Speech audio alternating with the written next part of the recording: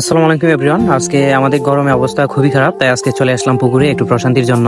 প্রথমেই আমরা 4 বস্তা চুন পুকুরে ফেলে দিই, তারপর অপেক্ষা করি আমরা কখন চুনগুলো গলে যাবে।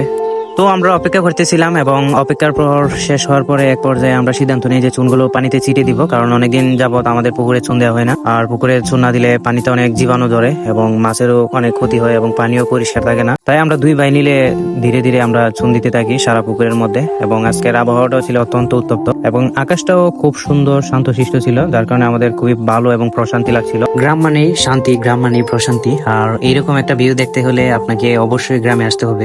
দেখতে দেখতে আমাদের চুন দেওয়া শেষ হয়ে গেল, আর পাশাপাশি দেখলাম যে আমাদের পুকুরে ছোট ছোট ফেনা একদম ভরে গেছে। এগুলো আমরা অন্যদিন পরিষ্কার করব। তো আমাদের চুন দেওয়া শেষ, আমরা এখন উঠবো। আর এই চুনটা একদম পাথরের মতো শক্ত হয়ে গেছে। যদি এই চুনা পাথরটি কেউ নিতে চান তাহলে বললেন, পার্সেল করে আপনার বাসায় পাঠিয়ে দিব। তো আমাদের সবকিছু শেষ, আমরা এখন উঠবো। আর অনেকেই জিজ্ঞেস করো যে শুভ ভাই কেন মেসেজে রিপ্লাই দেয় না। আসলে তোমরা দেখতেই পারতেছো তোমাদের শুভ ভাই খুবই বিজি থাকে সারাদিন। সবশেষে আমরা সাবমার্সিবলের ঠান্ডা পানিতে গোসল করতে চলে আসলাম। আর ভিডিওটি ভালো লাগলে লাইক করে দিবেন।